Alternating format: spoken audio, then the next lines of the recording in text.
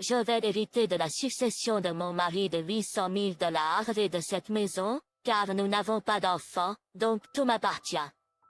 Comme ma belle-sœur l'a fièrement déclaré. Je m'appelle Claire, j'ai 45 ans et je travaille à temps partiel.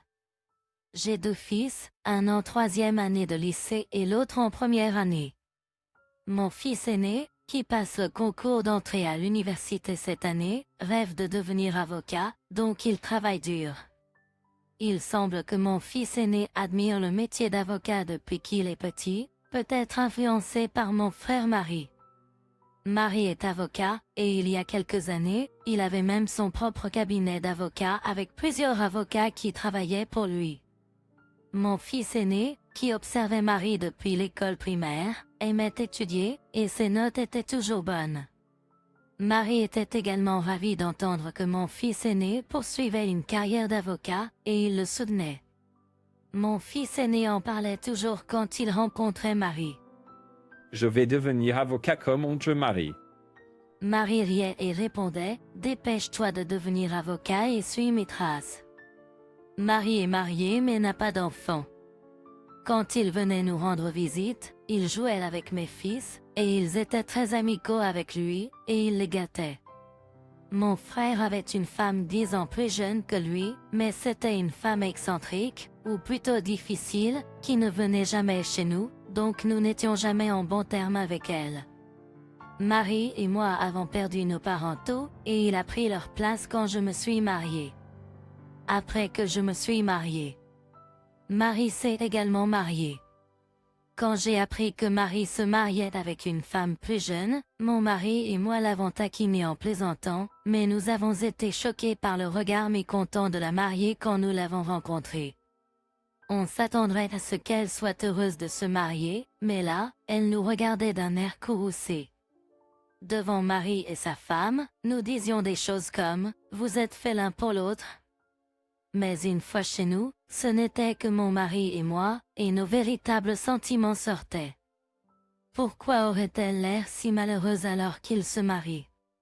Mon mari semblait être d'accord, répondant avec inquiétude. Elle n'avait pas l'air d'une mariée très plaisante. Quoi qu'il en soit, Marie a quand même épousé sa fiancée, qui avait 10 ans de moins. Juste avant leur mariage, Marie a acheté une maison individuelle, alors nous avons emmené nos jeunes enfants pour fêter ça. Comme prévu de la part de mon frère, qui dirige un cabinet d'avocats. Je voulais laisser mes fils décider par eux-mêmes puisqu'ils étaient déjà au lycée. Nous n'avons pas poursuivi le sujet plus loin ce jour-là, mais quelques jours plus tard, nous avons reçu un appel du cabinet d'avocats de Marie. Quand je me suis précipitée à l'hôpital, le personnel de son cabinet d'avocats avait l'air inquiet. Il avait fait une attaque au travail et était inconscient. Quand je suis arrivée à l'hôpital, le personnel du cabinet d'avocats de Marie est parti, mais nous n'avons pas pu rentrer en contact avec ma belle-sœur. J'ai essayé de l'appeler chez elle, mais personne n'a répondu et je n'avais pas son numéro de portable. Plus tard, mon mari et mes fils sont arrivés à l'hôpital, mais toujours pas de contact avec ma belle-sœur. Finalement, mon plus jeune fils a retrouvé le smartphone de Marie et a réussi à le déverrouiller, trouvant le numéro de portable de ma belle-sœur. Quand je l'ai appelée avec le téléphone de Marie, elle a répondu en colère, « Je t'ai dit de ne plus m'appeler. Je vais te poursuivre. » J'ai commencé à parler avec précaution, intimidée par sa posture féroce. « c'est Claire. La sœur de Marie. Tu es ma belle-sœur, n'est-ce pas ?» Marie a fait un malaise et a été emmenée à l'hôpital. Réalisation que c'était moi, elle a répondu plus gentiment. « Oh, désolé. Je pensais que tu étais Marie. Qu'est-il arrivé à elle ?» Après avoir expliqué l'état de Marie et l'hôpital où elle se trouvait, elle a répondu presque joyeusement. « Je ne peux pas venir à l'hôpital en ce moment. J'ai des choses à faire. Mais préviens-moi si quelque chose se passe. » Et elle a raccroché. Je me demandais ce qui pouvait être plus important que son mari à l'hôpital. Réalisation qu'elle n'était pas fiable, nous avons décidé de nous occuper de Marie nous-mêmes. Mon fils aîné, ayant terminé ses examens d'entrée à l'université, rendait visite à Marie quotidiennement à ma place. Mais Marie est restée inconsciente et dans un état critique, et sa femme n'a ni rendu visite ni appelé. Environ une semaine après l'hospitalisation de Marie. Je l'ai rappelée. Elle a répondu promptement, presque joyeusement. Qu'est-ce qui s'est passé? Est-il décédé? Son ton insensible m'a donné envie de crier, mais je me suis retenue. Marie est toujours en vie. Pourquoi n'es-tu pas venu à l'hôpital? Ma belle-sœur a répliqué, comme pour me contrarier, alors que je répondais avec une colère mordante. Que puis-je faire? Je ne suis ni médecin ni guérisseur par la prière. Je ne peux pas le faire récupérer. Son attitude désinvolte m'a rendu furieux, et j'ai raccroché. J'ai commencé à penser que Marie voulant adopter un de mes fils c'était parce qu'il et sa femme ne s'entendaient pas et avaient renoncé à avoir des enfants. Je me suis souvenu avoir demandé à Marie comment il l'avait rencontré, il a dit qu'ils ont été présentés par le biais d'une agence matrimoniale. Peut-être qu'elle l'a épousé parce qu'il était avocat et pouvait offrir une bonne vie. Je suis devenue plus en colère à cette idée, mais quand j'en ai discuté avec mon mari, il a dit quelque chose de encore plus brutal. Si Marie décède ainsi, sa femme prendra tout l'héritage des héritiers puisqu'ils n'ont pas d'enfants. Il semblait que la récente discussion sérieuse de Marie sur l'adoption concernait l'héritage. J'ai regretté de ne pas avoir pris de décision plus tôt, mais il n'y avait plus rien que je puisse faire. Après le départ de Marie de la célébration de l'acceptation au collège, j'ai mentionné l'adoption de manière décontractée à mes fils, et mon plus jeune fils était enthousiaste à l'idée d'y aller. Contrairement à mon fils aîné, qui a des objectifs clairs, mon plus jeune fils semblait penser qu'être le fils adoptif de Marie signifierait une vie plus facile. Je m'attendais à ce que mon aîné, qui admirait Marie et aspirait à être avocat, veuille aussi y aller, mais il m'a surpris. En tant qu'aîné, je devrais m'occuper de maman et papa, donc je ne veux pas être adopté. J'étais heureux mais je pensais aussi que l'aîné aurait été le meilleur choix pour remplacer Marie. J'ai regretté de ne pas pouvoir poursuivre le processus d'adoption au nom de Marie inconscient. Je ne voulais pas de son patrimoine, mais je ne voulais rien laisser à ma belle-sœur qui semblait juste attendre qu'il meure. Quand c'est arrivé, tout ce que je pouvais faire était de prier pour la guérison de mon frère, mais il ne s'est jamais remis de sa maladie. Quelques jours plus tard, Marie est décédée, et j'ai contacté à contre-cure ma belle-sœur. Wesley vient de décéder. Pouvons-nous organiser les funérailles? Elle a répondu joyeusement, attendant des nouvelles de son décès. Je vous laisse tout faire. Ne me demandez même pas d'être porteur. Je ne veux pas être dérangé par toutes les salutations. Tu sais quoi? J'étais sur le point d'exploser de colère quand elle a raccroché brusquement. Au final, mon mari et moi avons organisé les funérailles. Le personnel du cabinet d'avocat de Marie nous a également aidés. Mon mari s'inquiétait pour l'avenir du cabinet, mais Marie avait pris des dispositions solides. Il était l'avocat principal mais avait confié la gestion du cabinet à des personnes fiables, donc il continuerait en tant que société sans lui. De nombreuses personnes ont assisté aux funérailles de Marie, et le nombre de couronnes apportées a montré sa grandeur une fois de plus. Aux funérailles, mes fils ont aidé, mais en voyant des personnalités influentes comme des PDG de grandes entreprises et des politiciens, mon fils cadet était vraiment désolé. J'aurais dû devenir le fils adoptif de l'oncle Marie. Je ne réalisais pas qu'il était une personne aussi incroyable. Mon fils aîné était consterné par ces paroles, mais mon mari et moi comprenions les sentiments de notre fils cadet. J'ai servi en tant que chef peureuse, mais personne n'a semblé trouver étrange que ma belle-sœur ne soit pas présente. On aurait dit que seule notre famille savait qu'il était marié. Il n'avait pas eu de cérémonie de mariage, seulement une lune de miel, donc peut-être même les proches ne réalisaient pas. J'ai même pensé qu'il aurait été préférable qu'il ne se marie pas du tout. C'était frustrant de penser que tous les biens de Marie pourraient aller à une femme qui n'était même pas présente à ses funérailles. J'ai regretté de ne pas avoir fait adopter mon fils cadet par Marie plus tôt. Avec l'aide du personnel du cabinet d'avocats de Marie, nous avons réussi à conclure avec succès les funérailles. Nous avons invité tout le monde chez Marie pour un repas pour exprimer notre gratitude. Merci à vous tous. Marie peut maintenant reposer en paix. Alors que tout le monde se sentait sombre, ma belle-sœur a fait son apparition vêtue d'un manteau rose voyant. Elle semblait avoir programmé son arrivée après les funérailles. Je l'ai confrontée. Que fais-tu ici maintenant? As-tu besoin de quelque chose de notre part?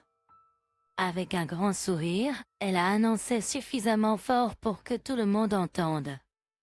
Je vais hériter de la succession de mon mari, d'une valeur de 800 000 $ et de cette maison, car nous n'avons pas d'enfants, donc tout m'appartient, a-t-elle dit. À notre grande surprise, le personnel du cabinet d'avocats de Marie a éclaté de rire. Notre famille regardait avec des visages perplexes, ne comprenant pas pourquoi les avocats riaient, mais ma belle-sœur les fixa du regard et se mit à crier. Qu'est-ce qui est si drôle? Quelle impolitesse! Parce que vous n'êtes plus la femme du président, n'est-ce pas? Nous savons que le jour précédant l'effondrement du président, le divorce a été officiellement finalisé à la suite d'une médiation de divorce. J'ai été choquée par cette nouvelle information et exclamé. Toi? Tu étais divorcée? Regardant ma belle-sœur, maintenant fixant intensément l'avocate qui a révélé la vérité. Ma belle-sœur fixa l'avocate et hurla avec colère. Je n'ai pas à payer de pension alimentaire, n'est-ce pas? La personne à laquelle je paierai des parties. Malgré sa réplique confiante, les experts juridiques ont rapidement répliqué. Les demandes de pension alimentaire sont héritables, donc vous devrez la payer à la sœur de Marie. Claire. C'était à ce moment-là que j'ai réalisé que j'étais l'unique héritière de Marie. Avec le divorce final et nos parents partis, je suis la seule qui reste. Ma belle-sœur me regarda avec un regard terrifiant, et je fis instinctivement un pas en arrière. N'acceptant toujours pas la situation, elle cria aux avocats. Puisque nous sommes divorcés, je devrais avoir la moitié des biens, non? L'un des avocats, avec un air incrédule, l'informa. Quand le divorce a été finalisé, tu as déjà reçu un règlement de mari, n'est-ce pas? Nous avons le reçu. Et cette maison, achetée avant ton mariage, ne fait pas partie des biens matrimoniaux. Je ne pouvais m'empêcher de ressentir un sentiment de satisfaction en voyant ces arguments être rejetés par les avocats. Puis, comme si elle se rappelait quelque chose, elle dit avec un léger sourire. Il reste l'assurance vie. Je dois toujours être le bénéficiaire. Malgré l'hostilité ambiante, ma belle-sœur est restée calme, ce qui était impressionnant. Elle a affirmé avec confiance qu'elle avait changé le bénéficiaire de l'assurance vie de Marie pour elle-même lorsqu'ils se sont mariés. Cependant, un avocat a immédiatement réfuté cela, en disant « Marie était un homme méticuleux. Il l'aurait changé une fois le divorce finalisé. » Suite à cela, j'ai cherché parmi les documents précieux de Marie et j'ai trouvé la police d'assurance vie. Quand ma belle-sœur a vu cela, elle a arraché la police d'assurance vie de mes mains et a regardé le bénéficiaire paniqué, mais ses épaules sont immédiatement retombées de déception. Quand j'ai récupéré la police d'assurance de ma belle-sœur et que j'ai vérifié, j'ai vu que j'étais le bénéficiaire. Réalisant qu'elle ne recevrait rien, ma belle-sœur a laissé échapper ses véritables sentiments. Je l'ai épousé en pensant qu'il était un avocat riche, mais j'ai reçu si peu. Et maintenant je dois même payer une pension alimentaire, quelle énorme erreur. Un avocat sévère a répondu. Marie disait la même chose. Il regrettait d'avoir fait confiance à une agence matrimoniale et l'appelait une grosse erreur. Marie ne m'avait jamais mentionné de telles choses, mais apparemment, il s'était ouvert à ses collègues et subordonnés. Incapable de discuter, ma belle-sœur a quitté sa maison de manière déçue. Plus tard, j'ai appris qu'elle devait payer la pension alimentaire par versement et, n'ayant jamais sérieusement travaillé, elle a rapidement commencé à chercher un emploi. Cependant, elle a rapidement abandonné et s'est réinscrite dans une agence matrimoniale, apparemment à la recherche d'un mari riche. Elle a réussi à extorquer de l'argent à un homme pour un prétendu mariage, mais il a rapidement réalisé la supercherie et l'a signalé à la police.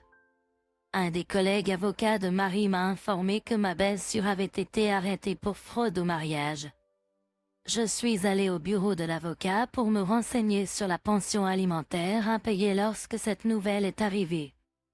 Étant donné qu'elle a été arrêtée, il sera peut-être impossible de recevoir une pension alimentaire pendant un certain temps. Honnêtement, je n'étais pas intéressé par la pension alimentaire. J'étais plus satisfait de savoir que ma belle-sœur avait eu ce qu'elle méritait. Je croyais que Marie aurait voulu qu'elle fasse l'objet d'une enquête approfondie et qu'elle reçoive une lourde peine. Héritant inopinément de la succession de Marie, ma famille et moi avons emménagé dans sa maison individuelle. Nous étions tous ravis de quitter notre appartement loué pour une maison individuelle. Maintenant, notre famille entière a, d'une certaine manière, succédé à Marie. Mais mon fils aîné étudie plus que jamais pour devenir avocat. Voir les collègues et subordonnés de Marie surpasser ma belle-sœur semblait encore plus l'inspirer à embrasser la profession juridique. Bien que nous n'ayons pas pu mener à bien l'adoption.